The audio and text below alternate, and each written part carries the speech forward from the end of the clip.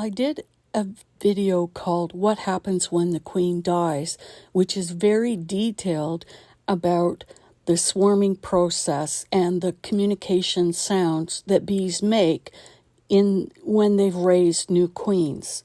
So I'm going to link that on this video. You might be wondering why I'm talking about swarms when the actual topic is how do honeybees reproduce? They reproduce by swarming.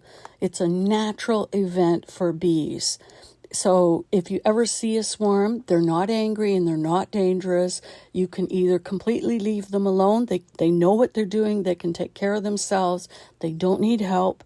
Or you can call a beekeeper because they're very keen to come and get some free bees. Swarm season is usually May to June, although they could swarm later in the summer, but they don't usually. So it's a spring event that will happen. Once spring has come and the bees have built themselves up and they've got a really good population going, they get crowded in their boxes. Now, most beekeepers are pretty quick to come and add more boxes on top to give them more room so that they won't think, gee, it's too crowded and we should swarm, because crowding is one of the things that makes them want to swarm. But bees naturally do swarm, so even adding a ton of boxes to the hive, they can still decide to swarm. What a beekeeper does is inspections where they will open the hive and they will look at the brood areas, the frames, and they're looking to see if the bees are starting to raise queens. So they're looking for those queen cups that will have an egg in them, or maybe a larva, or they might even be more advanced and have a fully cocooned queen in that peanut-sized cell that the queen hatches in.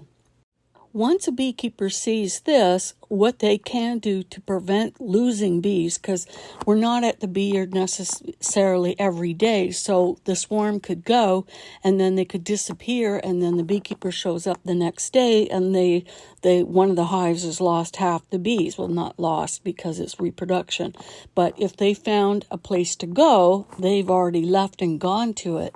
So what the beekeeper will do is called a split.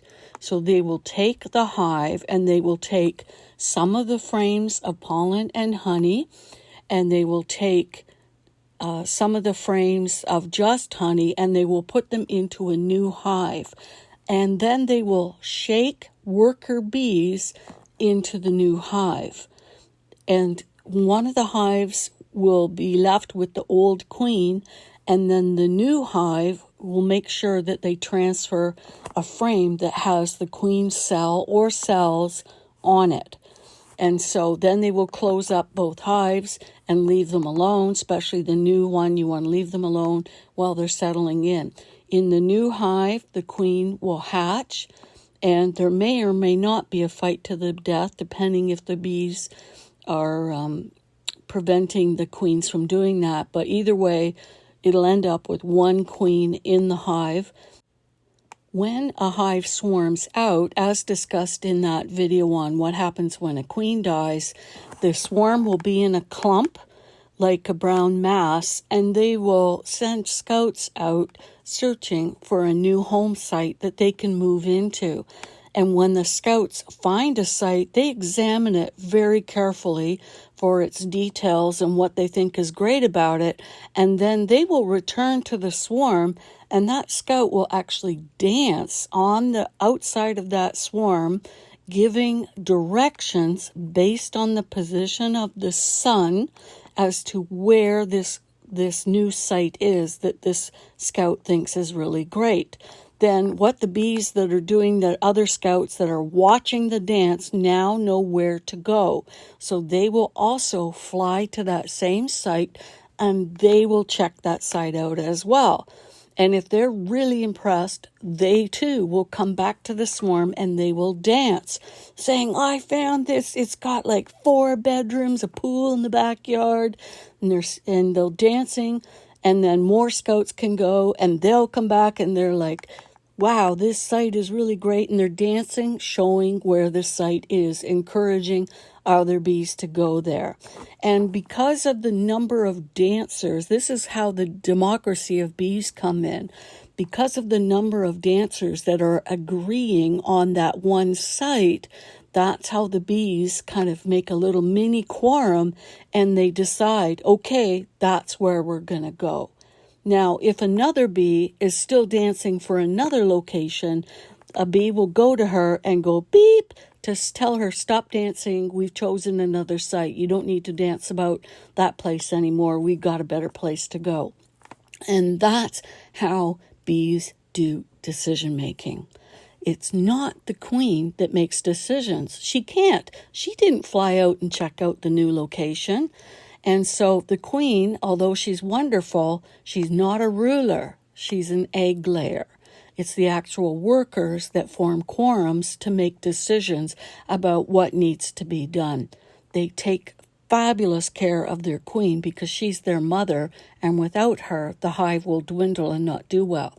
Once they've made a decision about the home site they're going to go to, they will all fly off together to go to that site. And I'm going to also link a video I've done on swarms. It goes into much more detail about the communication that they do when they're swarming. And I think you'll find it really interesting.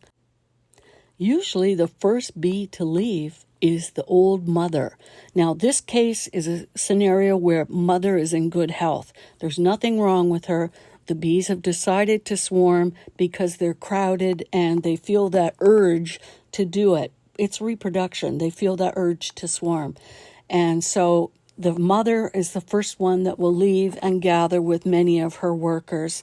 And I almost cry every time I tell this when I'm doing talks to people, is that the mother makes the sacrifice of leaving the known safe hive to her daughters that are inexperienced, and she flies out and takes the risk of looking for a new home site. And what a sacrifice for a mother to make. Of course, there could be subsequent swarms. We call them secondary and tertiary. So then another queen might hatch out, and then she'll fly out. And remember, this hive is so crowded. It's got many, many bees. It's got enough bees that these queens can leave and take bees with them, and there's still plenty left behind. So that second queen will go out, and she will gather in a spot, and the workers that go with her will clump with her. And the same thing happens again. The scouts go out, they look for a site, and so on. And so this is how bees reproduce. Most beekeepers either try to prevent swarming so the bees don't fly away on them, or if we arrive at the bee yard and we see a swarm, we usually always have equipment with us so that we can, like a cardboard box is what we call a nuke box. Cardboard's easier to hold up high to shake the bees into, whereas if you had a wooden box, it's heavy. So you hold the cardboard box, they're usually on a branch. Hopefully they're not more than 6 feet off the ground. And then you grab the branch and you and shake them into that cardboard box. If you do it right when swarm collecting, you leave that cardboard box there. You wait to see if the bees are doing the signal to other bees saying, okay, the queen is here inside the box, come on in. And that's when they put their tails up in the air and fan, and they're releasing the Nasonoff scent, which is the homing scent, saying, here is where we are. Come on, guys, gals. This is where we are in the box. So when you're swarm collecting and you see that, oh, they're indicating the queen is in the box because they're doing the Nasonoff, then you know you've got the queen. So you can then put the lid on. There's still an opening in the box, and you leave it until nightfall, because too many beekeepers collect a swarm and then they leave in the middle of the afternoon. It bugs me when they do that, because do you know how many foragers are flying back to the home site saying, hey, what happened? Where did everybody go? And so they're flying back to the swarm. and they're like, where did everybody go? So you're leaving all these bees. This is your workforce. You're experienced, and you're leaving them there. And they will probably rejoin the original hive, or they'll go to another hive and join them. So if a beekeeper does it right, they leave the box until nightfall, and then all the bees from that swarm, they'll smell that Nasonoff gland scent, and they'll march their way into the box. You come back maybe 9:30, 10 at night. They're all tucked in inside. You pick up the box and you take it to your bee yard or to your quarantine yard or wherever you're going to put them, and you leave them there. And then the next morning you can put them into a wooden box, and they're ready to roll. If you're a beekeeper, this comes with a warning. Swarm collecting is extremely addictive. And I got so addicted, I went from like 8 hives to about 21 in one summer. Yeah, I really overdid it, and I created so much work for myself when I still had a full-time job. Yeah, it was so much fun. I would do it again.